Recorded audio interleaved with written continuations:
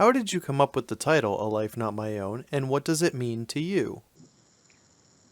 I've always found that the titles are the most difficult part when you're about to publish the book because you want it to be catchy, you want it to kind of give potential readers an idea of the kinds of books that they're reading.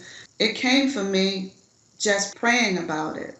To me, a life not my own means that I have a responsibility not only to myself but everybody around me, the people that I come into contact with, whether it be over a lifetime or just for a short period of time. I believe that our lives are connected in a number of ways, to help, to encourage, to provide support.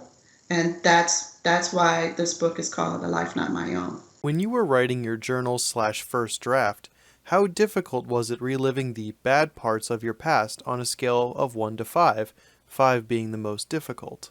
Most of the time it was about a 3, but there were instances where it was probably like 5 point something. There were times when I was writing certain aspects of the book, like when my grandfather passed away, or my relationship with him, or when I'm talking about my brother. In some instances, I wrote those aspects of the book through tears. It was extremely difficult. Tell us about Ma's kitchen and what was your favorite meal that she made? Oh my goodness. Mama had this thing about her that the kitchen had to be absolutely spotless all the time. And one of the things that I remember is coming home from elementary school, and mom would always be in the kitchen. Favorite meal was, I don't even know if you would call it a meal, but she would fry chicken, and we would have white bread, and I'd come through the door and she'd have my plate already there with a piece of white bread and that hot fried chicken right on top. Oh my goodness. That was it. My grandmother would say that the makings of a good cook was someone who didn't have any pots and pans, didn't have anything that needed to be cleaned when she finished cooking the meal. So everything was always in order. She always knew where all the utensils were, spotless. With your psychology professor, would it be fair to say it was your to sir with love experience? Maybe from a educational standpoint, she really didn't get into my personal life or anything like that. I think that she recognized that I could do better. She may have even recognized that I didn't have the same level of experience within the classroom as some of my other classmates that came from better schools. They didn't go through the inner city school system. I think there may have been some of that going on as well. I always had a lot of respect for her because I thought she was like this really cool teacher. Back when I went to college, and I guess I was the maybe early to mid 70s when I was in college, teachers still smoked in the classroom. And she would smoke these long, slender cigarettes with the filter on it. And I just thought she was the coolest, smartest woman that I had ever come across as far as teachers are concerned. Do you recall what you were thinking or feeling when you graduated college?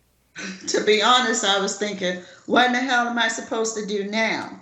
So I was scared to death. I wasn't sure that I would be able to find a good job and move out of that environment. By the time I graduated from college, that environment was beginning to change. It was moving towards that description of the projects versus low rent housing. And I wanted out.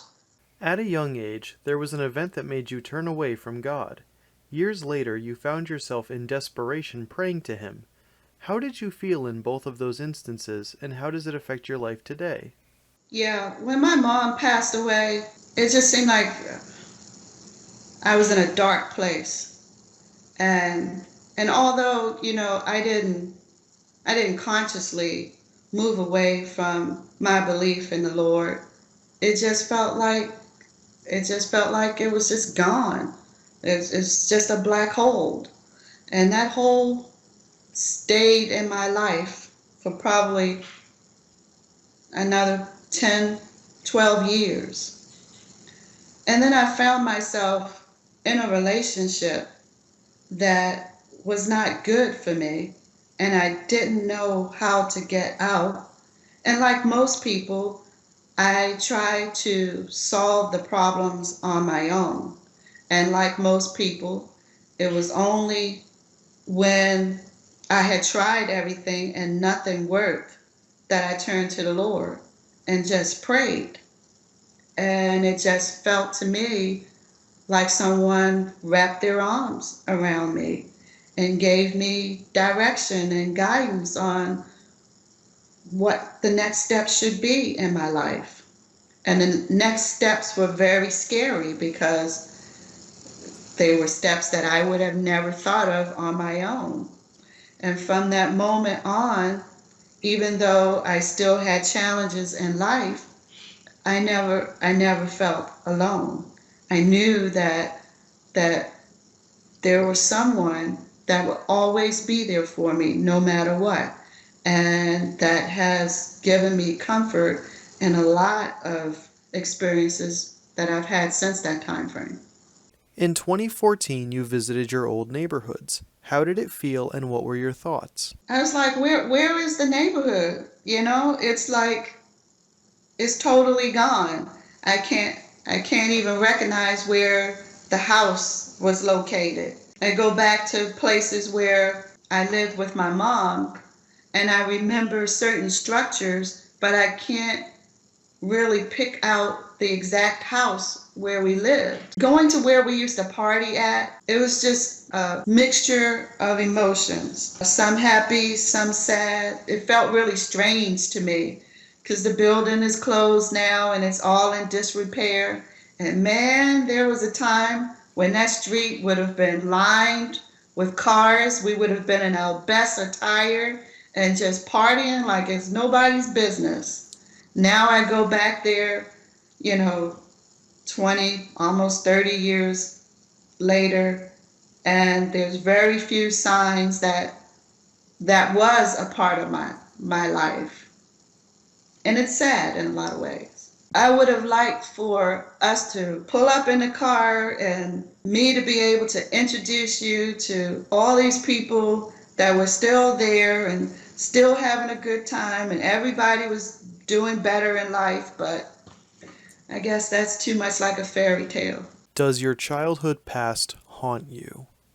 I would not say that it haunts me. In some ways, it strengthens me in the sense that I know what a blessing it is to have survived everything that I went through. There are times where certain situations remind me of what it was to grow up like that with my mom, and it's not easy. I wouldn't say that again. I wouldn't say that I'm haunted, but I do remember. When you look at the pages in A Life Not My Own now, after being published, the sales, book signings, people's comments, and a screenplay being adapted from it, does it all seem surreal to you? Does it seem like it was someone else's life? It goes right back to the title of the book, A Life Not My Own, you know. In some instances, it does seem surreal. You know, you grow up the way that I did, and, you know, since that time frame, I've worked in corporate America and everything, and I worked really hard to keep all of that a secret. Not that I was necessarily ashamed of it, but I didn't want to receive anything special as a result of it. But the responses from the readers, like you said, and the opportunity to turn this book into a screenplay, it's like, really? It's like, it just blows me away. The positivity that comes from opening yourself up, not with the intent of what you're going to get out of it, humbling yourself in the hopes that it will help other people.